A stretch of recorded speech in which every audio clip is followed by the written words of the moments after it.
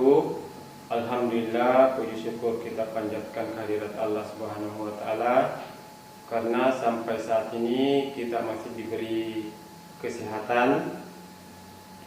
Oleh karena itu kita perlu bersyukur kepada Allah Subhanahu wa taala yang senantiasa melaksanakan perintahnya dan menjauhi larangannya. Anak-anakku sekalian, sebelum kita melanjutkan pembahasan materi kali ini, supaya pertemuan pembelajaran ini lebih baik, maka kita berdoa terlebih dahulu. A'udzubillahi minasyaitonirrajim. Bismillahirrahmanirrahim. Rabbi shrah li sadri wa yassir li amri wahlul 'uqdatam min lisani yafqahu qawli. Rabbi zidni ilma warzuqni fahma. Amin ya rabbal alamin. Semoga para siswa yang sedang belajar dari rumah tetap jaga kesehatan. Kalau keluar maka usahakan dengan menggunakan alat pelindung diri, dan jika kebutuhan tidak terlalu mendesak maka kegiatan itu lebih baik di rumah.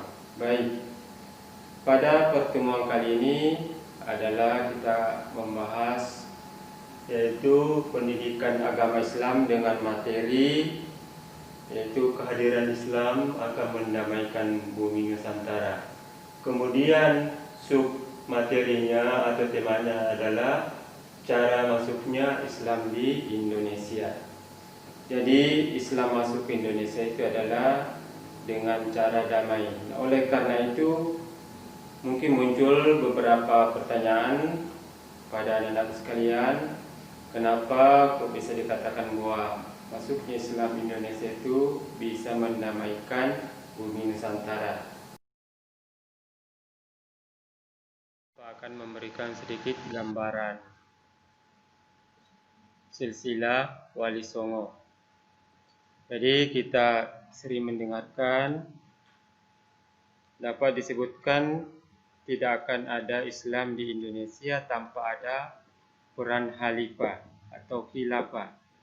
Orang sering mengatakan bahwa Islam di Indonesia, terutama di Tanah Jawa, disebarkan oleh Wali Songo. Namun tidak beberapa orang tahu siapa sesungguhnya Wali Songo itu. Dari mana mereka berasal. Mustahil mereka mendadak ada, seakan akan turun dari langit. Dalam sebuah kitab, yaitu dalam kitab Kanzul Hum yang ditulis oleh Ibnu Battuta, yang saat ini tersimpan di Museum Istana Turki Istanbul, dijelaskan kalau Wali Songo dikirim oleh Sultan Muhammad I. Awalnya ia pada tahun 1404 Masehi atau 808 Hijriah. Dikirim surat pada pembesar Afrika Utara serta Timur Tengah yang berisi memohon dikirim beberapa ulama yang mempunyai kekuatan di beberapa bagian untuk diberangkatkan ke Pulau Jawa.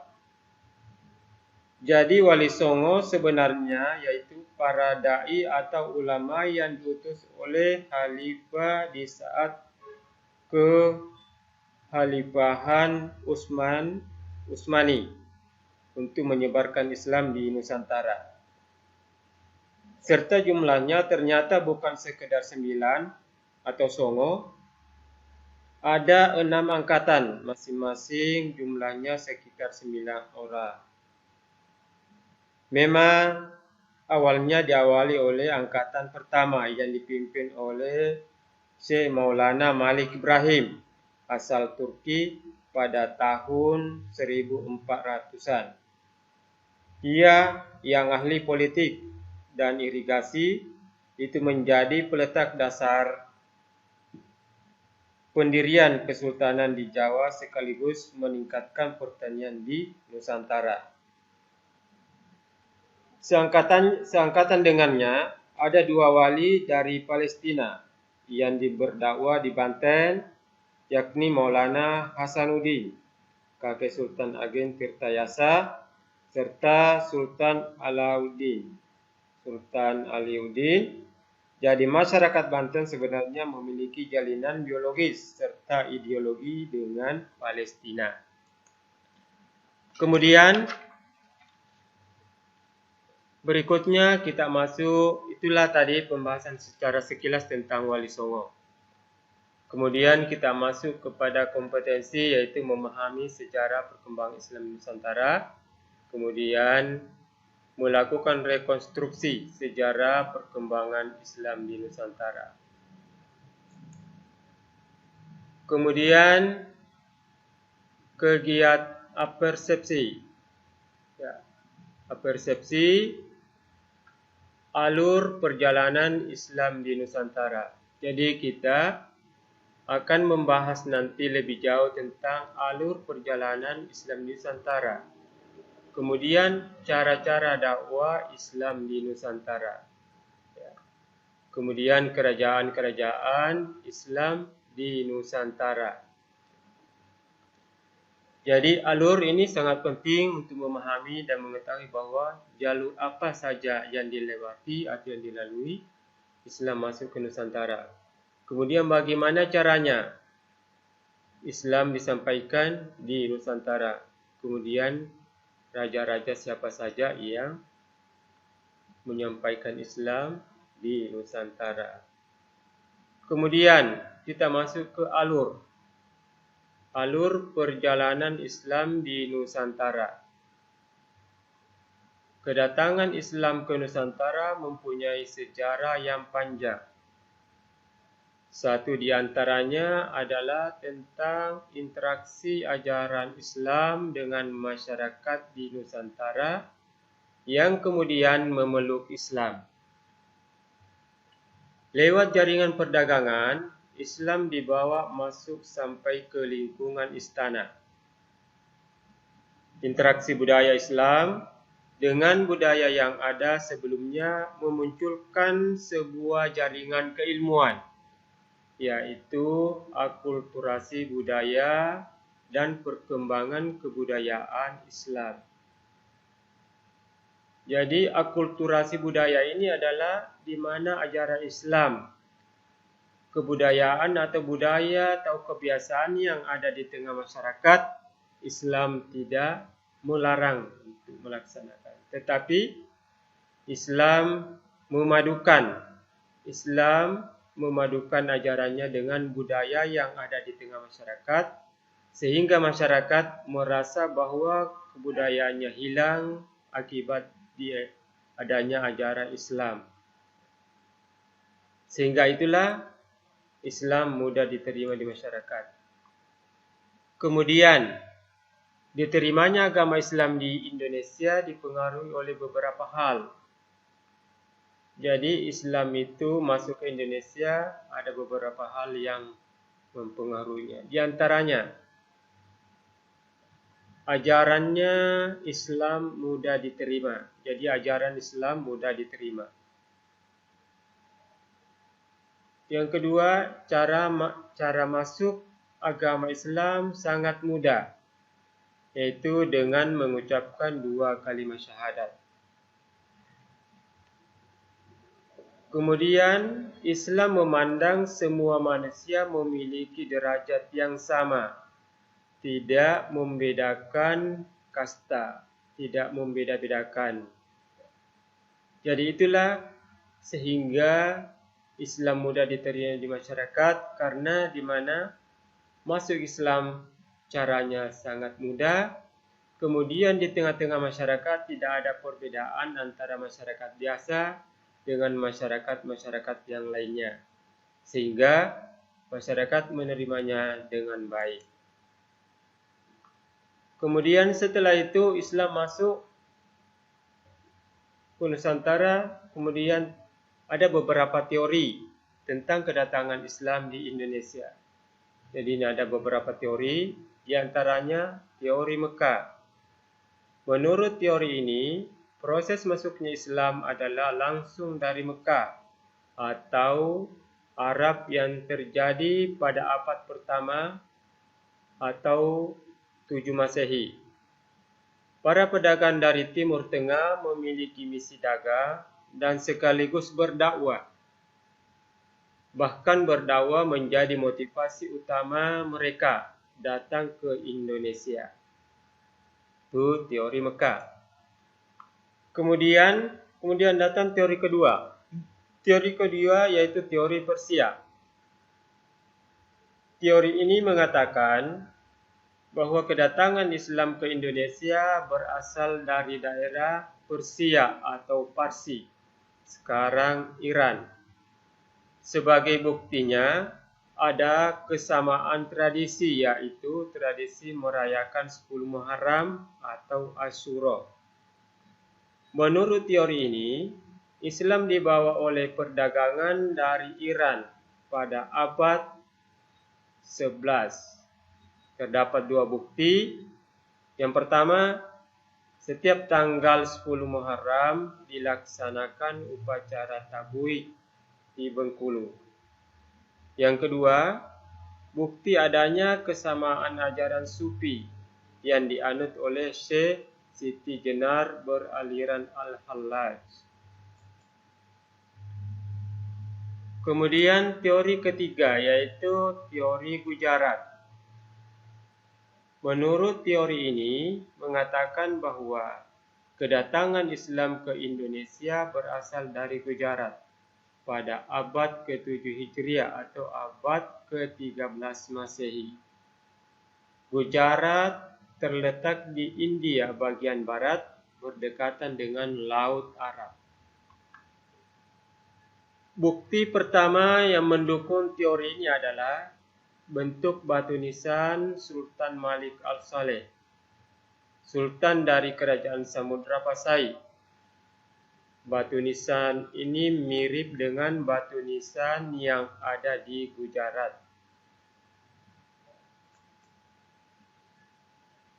Kemudian teori Cina. Menurut teori ini mengatakan bahwa kedatangan Islam ke Indonesia berasal dari pedagang Cina. Berasal dari pedagang Cina. Buktinya, Raja Islam pertama di Pulau Jawa yaitu Raden Patah dari Bintoro, Demak, merupakan keturunan Cina. Bukti bahwa Raden Patah atau Raja Demak adalah keturunan Cina itu penulisan gelar raja-raja Demak dengan istilah Cina. Jadi itulah tentang teori Cina. Dan kita beralih ke yang berikutnya adalah cara-cara dakwah Islam di Nusantara. Cara-cara dakwah Islam di Nusantara. Bagaimana Islam menyebarkan Islam di Nusantara? Itulah yang pertama dengan cara perdagangan. Cara perdagangan. Proses penyebaran Islam melalui jalur perdagangan dilakukan pada abad ke-7 sampai abad ke-16 Masehi. Para pedagang Muslim menggunakan kesempatan itu untuk berdakwah, menyebarkan agama Islam. Banyak pedagang Muslim yang singgah dan tinggal di Indonesia, lambat laun tempat tinggal mereka berkembang menjadi perkampungan Muslim. Jadi itulah caranya di dalam berdakwah melalui perdagangan di tengah-tengah masyarakat pada saat itu. Kemudian cara yang kedua yaitu cara dengan melakukan perkawinan atau dengan hubungan perkawinan. Sebagian pedagang Islam yang bermukim ada yang menikah dengan wanita pribumi, terutama putri bangsa awan atau putri raja. Dan dari pernikahan itu mereka mendapatkan keturunan. Jadi perkawinan adalah para pedagang Arab atau pedagang dari luar yang Islam masuk ke Indonesia itu menyebarkannya Islam lewat perkawinan atau dengan cara melakukan perkawinan dengan menikah penduduk yang ada di masyarakat atau penduduk yang ada di Nusantara. Kemudian yang ketiga, pendidikan. Pendidikan, para mubalik mendirikan lembaga pendidikan Islam di beberapa wilayah Nusantara. Di antaranya mendirikan pesantren misalnya Surau. Di sanalah berlangsung pembinaan pendidikan dan kaderisasi bagi calon kiai dan ulama. Mereka tinggal di pondok atau asrama dalam jangka waktu tertentu. Itulah cara penyebaran Islam dengan melalui pendidikan. Kemudian cara berikutnya, hubungan sosial. Jadi cara menyebarkan Islam dengan cara hubungan sosial. Islam mengajarkan persamaan hak dan derajat bagi semua manusia. Karena kemuliaan manusia tidak ditentukan oleh kastanya, melainkan ketakwaannya kepada Allah Subhanahu wa taala. Dengan cara ini masyarakat sangat menerima karena tidak ada perbedaan antara masyarakat biasa dengan masyarakat yang lainnya. Kemudian yang berikutnya adalah penyebaran dengan caranya yaitu dengan melalui kesenian. Dengan kesenian. Sebelum Islam datang, kesenian dan kebudayaan Hindu-Buddha telah mengakar kuat di tengah-tengah masyarakat. Kesenian tersebut tidak dihilangkan, tetapi justru digunakan sebagai sarana dakwah. Cabang-cabang seni yang dikembangkan para penyebar Islam di antaranya seperti seni bangunan, seni pahat, dan seni ukir, seni musik, dan seni sastra. Jadi itulah dengan cara kesenian. Jadi masyarakat yang ada di Nusantara, kebudayaan Hindu-Buddha yang ada, yang telah mengakar yang kuat, di mana Islam tidak serta-merta menghilangkan, tetapi dia berbaur, dia menggabungkan, meluruskan kebudayaan yang ada, bisa diluruskan menjadi mengarah kepada Islam. Secara tidak langsung mereka merasakan bahwa Islam diajarkan kepada mereka, tetapi budaya yang mereka ada sejak dulu tidak dihilangkan. Sehingga itulah sebabnya Islam mudah diterima di Nusantara ini. Itulah tadi ada beberapa cara-cara dakwah Islam di Nusantara, mulai dari perdagangan, pendidikan, perkawinan, kesenian, dan kegiatan sosial. Kemudian berikutnya yang ketiga itu adalah kerajaan Islam di Nusantara. Jadi raja-raja Islam yang ada di Nusantara, yaitu kerajaan Samudra Pasai. Samudra Pasai terletak di Lok Sumawe, Aceh. Berdiri pada abad ke-13 dan merupakan kerajaan Islam pertama di Indonesia dengan Raja pertama Sultan Malik Al-Saleh. Masa kejayaan adalah pada saat diperintah oleh Sultan Malik Al-Saleh.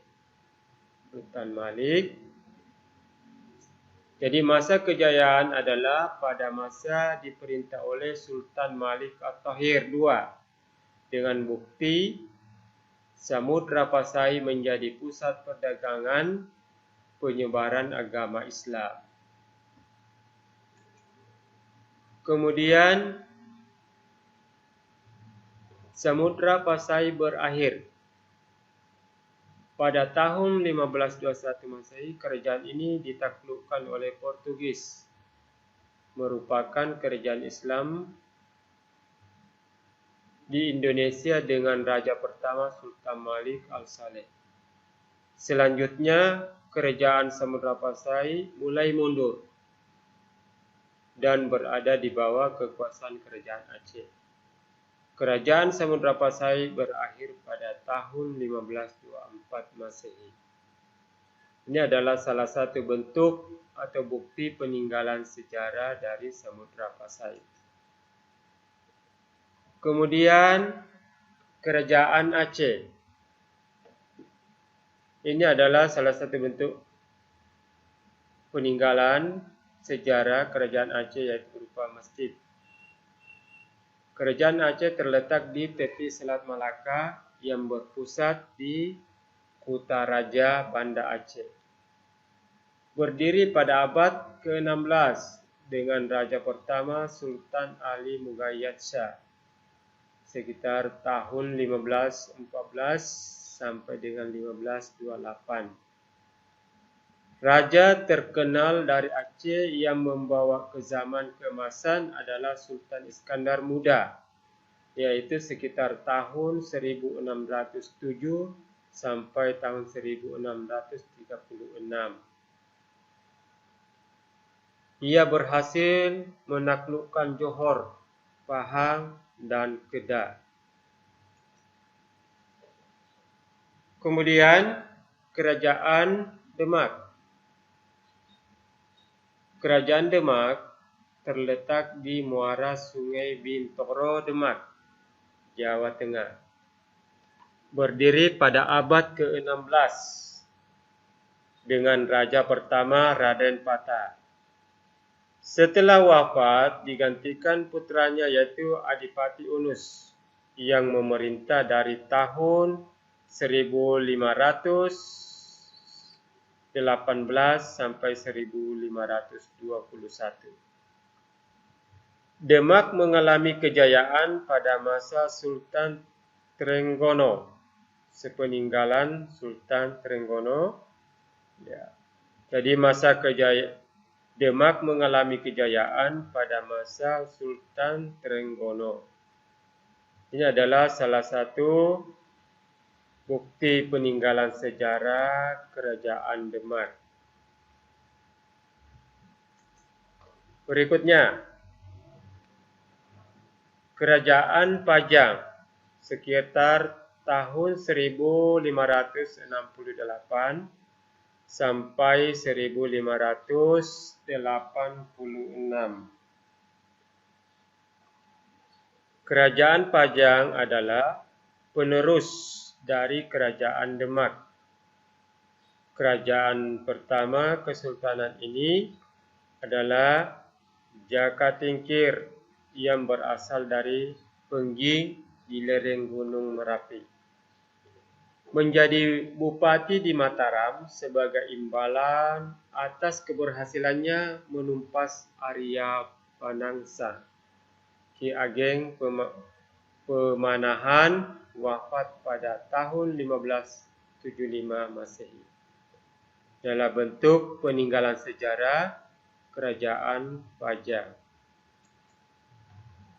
Kemudian kerajaan Mataram Islam. Kerajaan Mataram Islam berdiri pada tahun 1586 dan raja pertamanya adalah Sutawijaya yang bergelar Senopati Ingalaga Saidi Panatagama. Artinya, panglima perang dan ulama pengatur kehidupan beragama. Pusat kerajaan ini terletak di sebelah tenggara kota Yogyakarta, yakni di Kota Gede.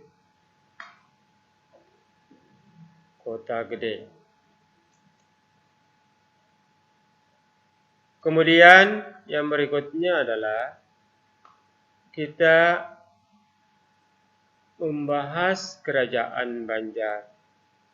Kerajaan Banjar adalah kerajaan Islam di Pulau Kalimantan, tepatnya di Provinsi Kalimantan Selatan saat ini.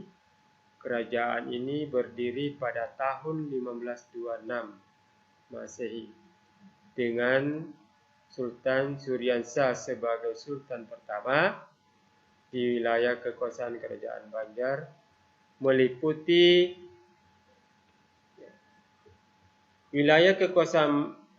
Banjar meliputi Banjarmasin, Martapura, Tanah Laut, Margasari, Amandit, Alai, Marabahan, Banua5, serta daerah hulu Sungai Barito. Kemudian Kerajaan Goa Talo. Kerajaan ini terletak di Sombaopu, Makassar, Sulawesi Selatan. Raja Goa bergelar Dai dan Raja Talo bergelar Karai. Raja Goa Dai Marambia, Sultan Alauddin, dan Raja Talo yaitu Mato Aya Sultan Abdullah Awalul Islam menyatakan penggabungan dua kerajaan menjadi Dwi Tunggal. Raja terkenal dari Goa Talo adalah Hasanuddin.